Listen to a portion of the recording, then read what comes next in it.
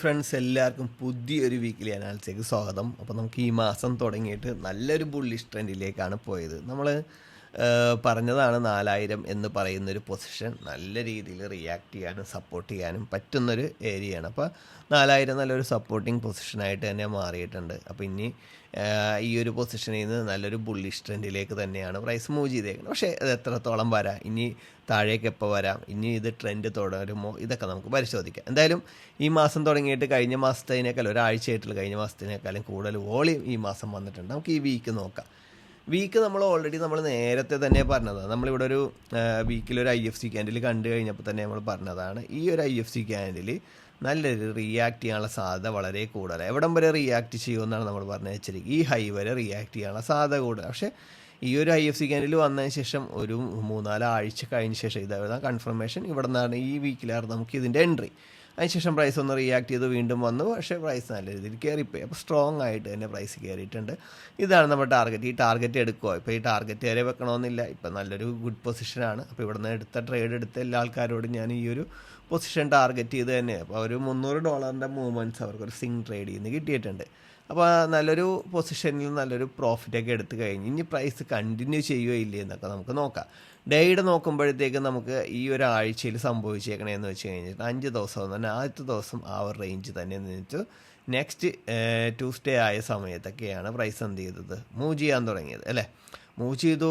നമുക്ക് വെനസ്ഡേയിലത്തെ ന്യൂസിൽ നല്ല രീതിയിൽ വീണ്ടും കയറി, ഫ്രൈഡേയിലത്തെ ന്യൂസിൽ വീണ്ടും കയറി. വളരെ ഫാസ്റ്റായിട്ടാണ് പ്രൈസ്. വെനസ്ഡേയിലത്തെ ക്യാൻഡിൽ തന്നെ കുറേ നാളുകൾക്ക് ശേഷമാണ് ഇങ്ങനത്തെ ഒരു ക്യാൻഡിൽ ഉണ്ടായിരിക്കുന്നത്. കുറേ നാളുകൾക്ക് ശേഷം. ഇപ്പോൾ നമ്മൾ നോക്കിക്കഴിഞ്ഞാൽ ഒരുപാട് നമ്മൾ നല്ല രീതിയിൽ ബുള്ളിഷിൽ പോയിക്കൊണ്ടിരുന്ന വെച്ചില്ലേ, കണ്ടിന്യൂസ് ആയിട്ട് ബുള്ളിഷിൽ പോയിട്ട് ഓൾട്ടേ ഹൈ ഹിറ്റ് ചെയ്ത് ആ സമയത്തൊക്കെ ഉണ്ടായ പോലത്തെ ക്യാൻഡിലാണ് ഇപ്പോൾ ഉണ്ടായിരിക്കുന്നത്. പക്ഷേ ഇതിനകത്ത് ഉള്ള പ്രോബ്ലം എന്ന് തന്നെ ഇതിനകത്ത് ഒരുപാട് ഫെയർ വാല്യൂ ഗ്യാപ്പും നല്ല രീതിയിൽ FEG ഒക്കെ ഉണ്ട്. അതുകൊണ്ട് തന്നെ പ്രൈസ് വരാനുള്ള സാധ്യത ഞാൻ നോക്കിയിട്ട് കൂടുതൽ തന്നെയാണ്. നമുക്ക് നോക്കാം. ഇപ്പോൾ ഡേയുടെ നമ്മളിപ്പോൾ നോക്കുകയാണെന്നുണ്ടെങ്കിൽ ഈ ലോയ്ക്ക് നമുക്കിത് ഇൻസൈഡാണ്, ഇത് ഐഡിയമായിട്ട് എടുക്കാം.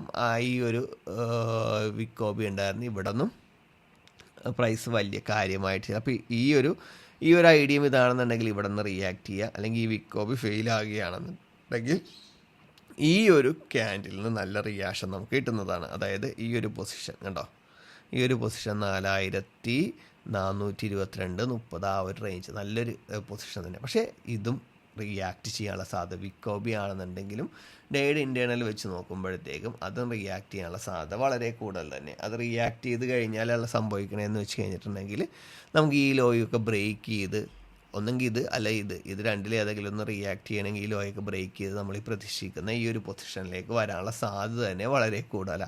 അപ്പോൾ ഇപ്പോൾ കയറിയെന്ന് വിചാരിക്കേണ്ട. ഇപ്പോൾ നല്ല രീതിയിലൊരു പുൾ ബാക്ക് എടുക്കാൻ പറ്റുന്ന ഒരു പൊസിഷനാണ്. ഡേയുടെ ഇൻറ്റേർണൽ സെറ്റപ്പ് വെച്ച് നോക്കാം.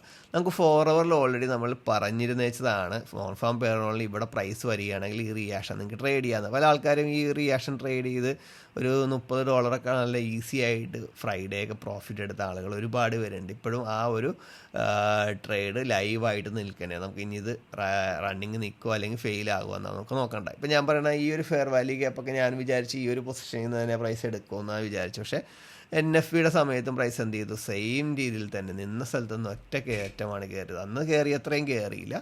നമുക്ക് ഈ 4 hour സ്ട്രക്ചർ വെച്ച് നോക്കണമെങ്കിൽ 4 hour എക്സ്ട്രീമാണ്.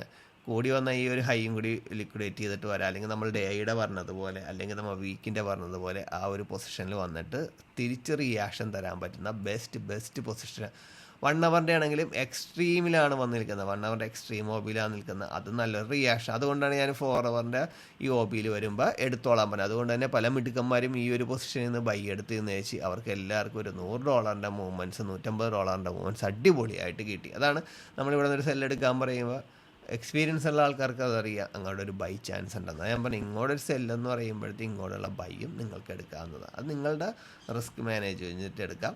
അപ്പോൾ നമുക്ക് 50 മിനിറ്റിലാണെന്നുണ്ടെങ്കിലും പ്രൈസ് നല്ലൊരു ബുള്ളിഷിലാണ്. 50 മിനിറ്റിൻ്റെ OBയിലൊക്കെ വന്നിട്ട് പോയി. അപ്പോൾ 50 മിനിറ്റ് സ്ട്രക്ചർ ഓൾറെഡി ബുള്ളിഷിൽ തന്നെയാണ് നിൽക്കുന്നത്. ഇപ്പോൾ നമ്മളിവിടെ നോക്കിക്കഴിഞ്ഞാൽ അറിയാം. ഇപ്പോൾ ഇവിടെയാണ് ചേഞ്ച് ഓഫ് ക്യാരറ്റ് തന്നത്. അതിനുശേഷം ഐഡിയം തന്നു. ഐഡിയം നിന്ന് വലിയ റിയാക്ഷൻ തന്നില്ല. വിക്കോബി ഉണ്ടായിരുന്നു, അവിടെ നിന്ന് ജസ്റ്റ് റിയാക്ട് ചെയ്തു. ഫെയർ വാല്യൂകൾ OBയിൽ വന്നു. ഇവിടെ നിന്നാണ് പ്രൈസ് എന്ത് ചെയ്ത് കയറിപ്പോയത്. ആദ്യം ഒന്ന് റിയാക്ട് ചെയ്തിട്ട് അതിൻ്റെ ലോ വീണ്ടും എടുത്ത് നല്ലൊരു IFC ക്യാൻഡിലൊക്കെ തന്ന് നല്ല രീതിയിൽ പുതിയ സ്ട്രക്ചർ ഉണ്ടാക്കി വീണ്ടും ഐഡിയം എടുത്ത് 50 മിനിറ്റിൻ്റെ ഐഡിയം മാത്രം എടുത്തിട്ടാണ് പോയത്. അപ്പോൾ അതിനർത്ഥം പ്രൈസ് നല്ല ബുള്ളിഷിൽ തന്നെ നിൽക്കണം. ഇവിടെ 50 മിനിറ്റിൻ്റെ OBയൊക്കെ ഉണ്ട് കേട്ടോ.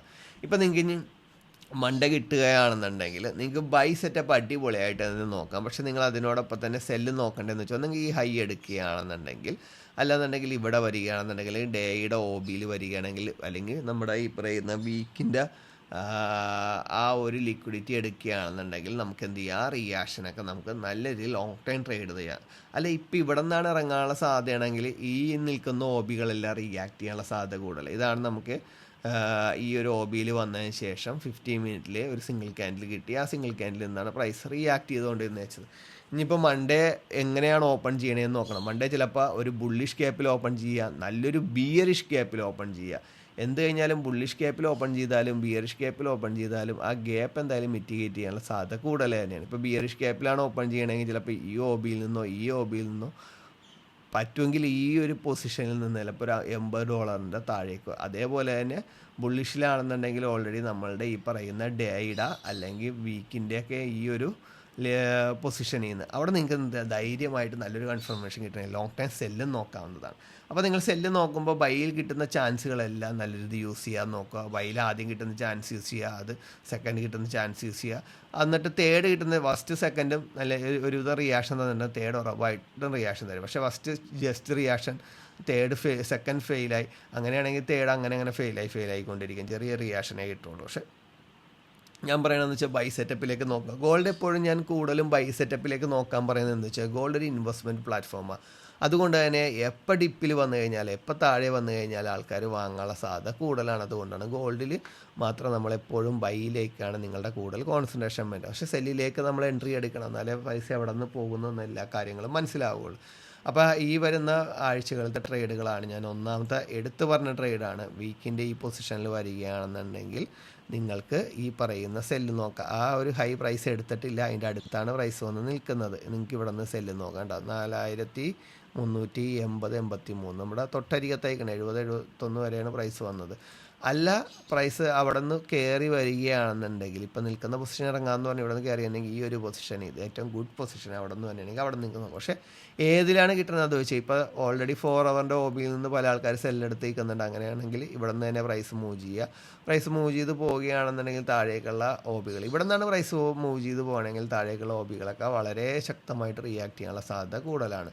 എന്നാലും ചിലപ്പോൾ ഈ ഹൈ ബ്രേക്ക് ചെയ്യാനുള്ള സാധ്യത കുറവാണ്. പ്രൈസ് ഇറങ്ങി റിയാക്ട് ചെയ്ത് ഇറങ്ങിക്കൊണ്ടിരിക്കുക. എന്നിട്ട് പ്രൈസ് ഈ ഒരു പൊസിഷനിലെല്ലാം വന്ന് ഈ ഒരു ഫെയർ വാല്യൂ ഗ്യാപ്പൊക്കെ എടുത്തു കഴിഞ്ഞാൽ 4180 ആ റേഞ്ചിൽ നിന്ന് നല്ലൊരു പുൾ ബാക്ക് വീണ്ടും എടുത്തിട്ടായിരിക്കും ഈ ലോ ചിലപ്പോൾ ബ്രേക്ക് ചെയ്യുന്നത്. ചിലപ്പോൾ എടുത്ത് കയറി പോകാനും സാധ്യതയുണ്ട്. അപ്പോൾ മിക്കവാറും നാളെ ഒരു ഗ്യാപ്പിൽ തന്നെയാണ്. അത് ബുള്ളിഷ് ഗ്യാപ്പിലായിരിക്കുമോ ബിയറിഷ് ഗ്യാപ്പിലായിരിക്കുമോ, മിക്കവാറും ചിലപ്പോൾ ബിയറിഷ് ഗ്യാപ്പിലായിരിക്കാനുള്ള സാധ്യത കൂടുതലാണ്. ബിയറിഷ് ഗ്യാപ്പിലാണെന്നുണ്ടെങ്കിൽ നല്ലൊരു ഗ്യാപ്പായിരിക്കും അവിടെ വരുന്നത്. ബുള്ളിഷ് ഗ്യാപ്പാണെങ്കിൽ എത്രത്തോളം ഉണ്ടാവുന്ന വളരെ ചെറിയൊരു ഗ്യാപ്പ് വരാനുള്ള സാധ്യതമേ ഉണ്ടാവുള്ളൂ. അപ്പോൾ ഈ എൻട്രികളൊക്കെ മാർക്ക് ചെയ്ത് ഇങ്ങനെയുള്ള എൻട്രികൾ എല്ലാവരും എടുക്കാനായിട്ട് നോക്കുക. അപ്പോൾ നെക്സ്റ്റ് വീക്കും എല്ലാവർക്കും നല്ലൊരു പ്രോഫിറ്റ് ഉണ്ടാകട്ടെ എന്ന് ആശംസിച്ചുകൊണ്ട് നിർത്തുന്നു. Wish you all the best.